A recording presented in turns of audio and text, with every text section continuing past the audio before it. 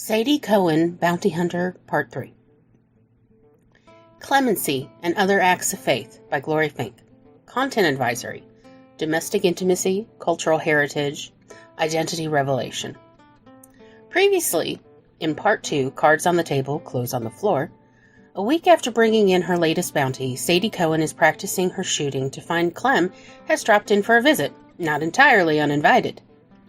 Over a long night of whiskey, pinochle, and candlelight confessions, the two share a moment of rare tenderness. Sadie, ever wary of comfort, lets Clem stay the night, but not without setting the terms. They talk about want, survival, and the risk of being known. Clothes come off, lines get crossed, and somewhere between a borrowed nightshirt and a slow kiss in the morning, something shifts. It's not love, not yet. But it might be it might be the beginning of something that scares them more than a shootout ever could. Clem woke up first. He slipped out of bed quietly, like a man who'd once learned how to leave without waking someone, but had no intention of leaving this time. He started by making coffee in my chipped enamel coffee pot and stoked the fire in the stove. It's the only source of heat in my apartment. And then he started to fry up some hash, using last night's stew and some eggs. The lard can. Except mine wasn't labeled lard can. It said schmaltz. Clem narrowed his eyes. He turned slowly, took in the rest of my apartment with fresh eyes.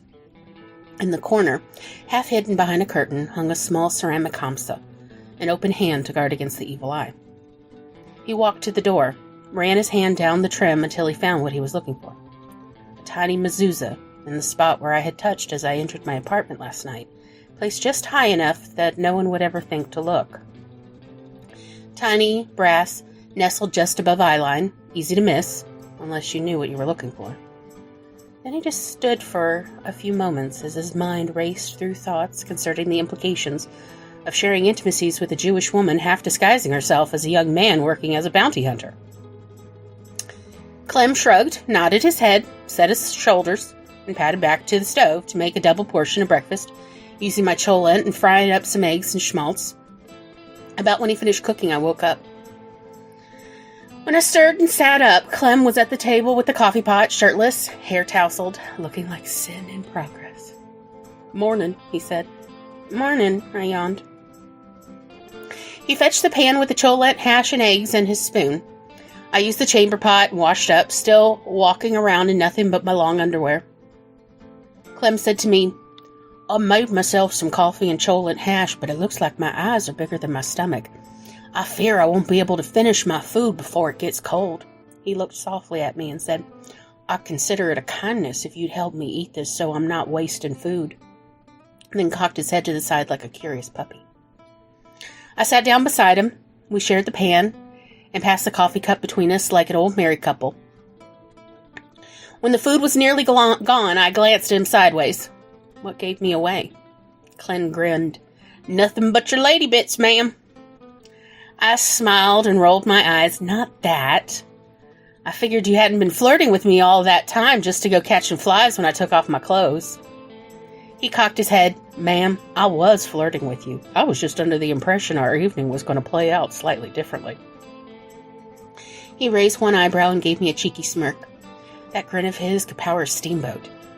It was then that I realized he looks like how I imagine Captain Sassy Brand looks from last night's story. Something softened between us then, like we'd laid down the last of our weapons. I sat back and said, "You ever met a Jewish woman before?" He looked down into his coffee. "Not one like you." Then Clem told me his tale. When I was a boy, my family was always just scraping by. My two older sisters took in laundry with my man, but between Pa's breathing problems and his drinking problems, he didn't work much. So I used to go out looking to do odd jobs, although there wasn't much work a little boy can do that people will pay for. Until one day I saw this older man in a nice fur hat trying to tidy up an alleyway a few blocks from our tenement. "Sir, I'll help you with that," I said as I grabbed a wooden plank about twice as tall as me. I'll tell you true, that plank weighed almost as much as me, and for a moment I thought I was about to fall flat on my back with the plank on top of me. Lucky for me, the man steadied my shoulders. Then we went about putting all the stray bits of wood into one section and the pallets in another, bits of rubbish in a corner until the alleyway looked nice enough to have company, at least to my 6-year-old eyes. "What's your name, young man?" "Clemency Johnson, sir. What's your name, mister?" "My name is Rabbi Blumenfeld. It's a pleasure to meet you, Mr. Clemency Johnson.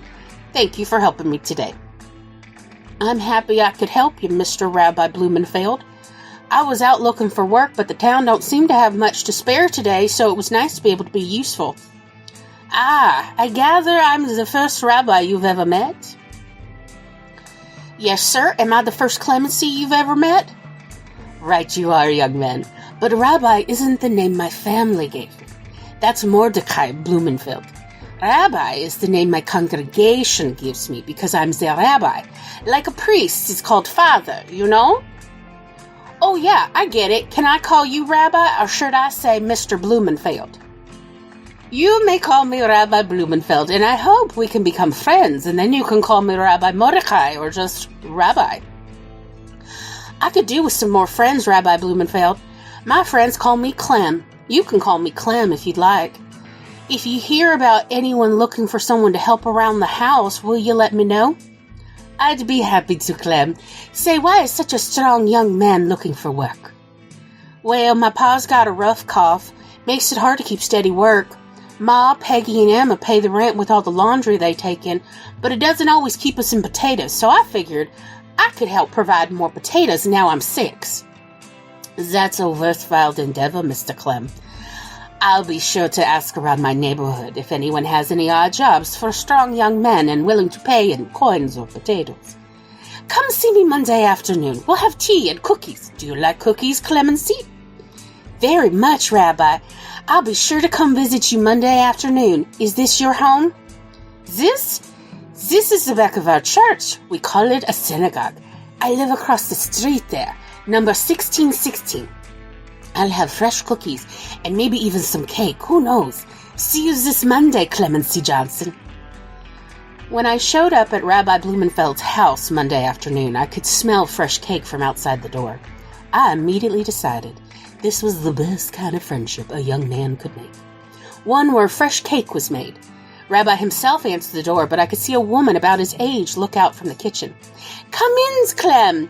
I hope you brought your appetite. My sister and I got a little excited after breakfast, and I'm afraid we made too much food for 3 people to eat, even for a very long tea. But as I told my sister Hannah, you're a growing lad, and I'm sure you can help us make sure all the food doesn't go to waste, eh?"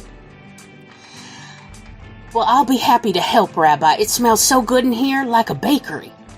Rabbi Blumenfeld introduced me to his sister Hannah, who helps him around the house now that her children have all married and her husband died in a pogrom. While we had hot tea and various slices of cake, cookies, and small sandwiches, Rabbi asked me about my work search. "Clem, have you found any new odd jobs since I saw you last?" "Well, Mr. Carruthers down at the lumber yard said I could collect stray bits of wood to tidy up the yard and take the wood home to burn or make things. If I can get the hardware store to let me clean up the back room, maybe I'll be able to collect enough nails so's I can make my ma a little side table." "Oh, do you have tools at home to make things, Mr. Clem?" Miss Hannah asked. "No, but I have a nice collection of rocks I use when even a nail starts coming out of the woodwork, and nails are always coming out of the woodwork where I live." "Oh, very smart you are, so resourceful. Your mom must be very proud of you." "I try to be a good person my ma can be proud of, Miss Hannah." "Clem, do you know anything about Jews?" "No, sir, but I'm pretty handy with tools if you need help with your Jews." "Ah, such a good young man. Does your family go to church?"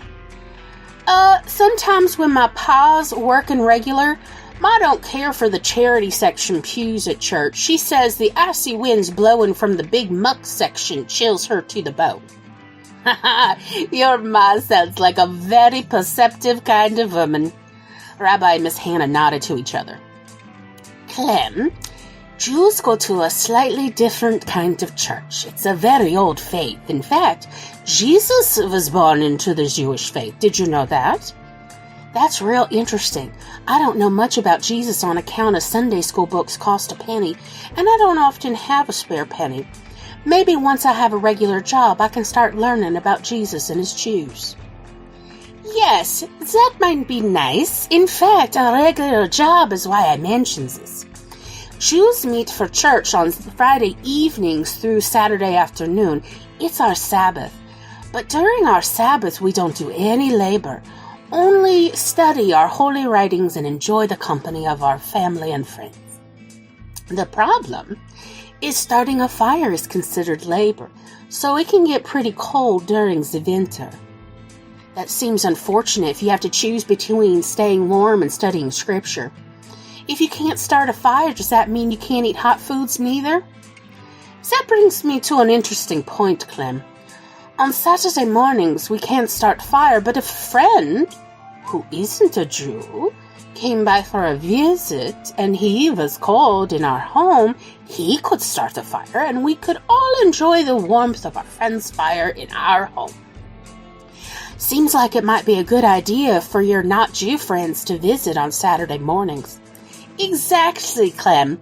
A Shabbos goy is a person who is paid to check in on our Jewish families on Fridays between sunset and when the first 3 stars appear to make sure everyone has a candle lit and enough wood in their fires to heat their homes for the night, and who comes back by very early Saturday morning to again kindle their fires and check on all their congregants who may need help, like a trip to the chemist for medication. A Shabbos goy also goes inside the synagogue to light the fire so our elderly won't get sick from the cold when they go inside to study and worship. Shabbos goys are normally paid on Monday afternoons for the work they did Friday and Saturday. Do you have any regular plans on Fridays and Saturdays, Clem? No, sir. Pa says he'll pay for me to go back to school when he's feeling better and can get regular work. As of right now, I don't have any specific jobs or engagements on Fridays and Saturdays. Do you know if a job like checking in on families and making sure their fires are lit might be opening soon? Because I'd like to apply. Even when I do have school, we're always out by mid-afternoons on Friday. Mr. Clemency, stand up and shake my hand because you are now our Shabbos goy. I shot up like a spark and pumped Rabbi's hand like a water pump. Miss Hannah sat back and beamed all proud, even though I hadn't done nothing yet. I felt so proud to be treated like a respectable man and friend to these kind folks. How long were you there, Shabbos goy, Clem? I asked. Clem took a long, soft breath in, and his voice dulled a little bit. A rabbi died a few years ago. He was like an uncle to me. Treated me better than my own pa, if I may be frank. I nodded for Clem to continue. Well, when Rabbi died, Miss Hannah sold their things on account of moving in with her sister Leah's family in Boston. She gave me Rabbi's pocket watch with a little hamsa attached and told me, Clem, they tell me there's a world of opportunity out in the Westland. Go out there, and when you find good people, stick to them. Good people need each other in this world of wolves. So here I am, Tex, doing as Miss Hannah told me. I couldn't help myself but smile. If Guile came up and smacked Clem on the face, would he even recognize it? I heard the sounds of the newspaper below my apartment on the first floor opening up and the press being prepared for the day's work. Miss Hannah sounds like a wise woman. I wish I'd known someone like your rabbi when I was growing up. The rabbis in our town thought women were only good for keeping house and making more children they couldn't afford to feed. I was lucky, I guess. My older sister Rivka was a milkmaid and made enough to send me to school long enough to learn to read and write in English. Mama said since a woman's job is to make money, then her girls have to learn how to make money in English. Mama taught me how to do math. All girls in my family learned how to do math. It's a man's job to study Torah and a woman's job to support the family. Clem nodded, listening close. That morning the air between us was thick with understanding. He knew now, and he stayed. That was the miracle. And then I heard a thump-thump on our floor, and Joe at the newspaper yelled up to me, Tex, there's a new bounty come in on the wire, and you know her! Dawning crossed Clem's face, and he exclaimed, Oh, that's why you live here. To be the first to hear about the bounties. Right smart, as he tapped his temple in knowing approval. Coming soon in part 4, One Last Dance with Tilly Kane.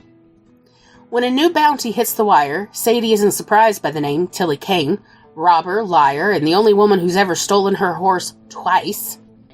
Old flames have a way of setting fresh fires, and Sadie goes with Clem to Goldie's Tavern, where Tilly's been charming her way through poker tables and local dignitaries. A risky hand of cards turns into a tense reunion, and before the cuffs come off, Tilly bargains for one final night of freedom. What follows is whiskey, dancing, and a kiss that tastes like memory. But morning comes fast, and Sadie, as always, keeps her word, even when it hurts. Thanks for riding along with Sadie Cohen, Bounty Hunter. Your support truly makes all the difference. If you enjoy this installment, tap the heart button, leave a comment. Sadie loves gossip. You could even buy us a coffee if you're feeling generous. Don't miss Sadie's next adventure. Be sure to subscribe to Glorious Magazine and stay connected with all the magic brewing over at Coffee Bunny Crafters Cafe. You can also find me on Blue Sky, Instagram, YouTube, Twitch, Facebook, and TikTok. We'll see you in the next one. Goodbye.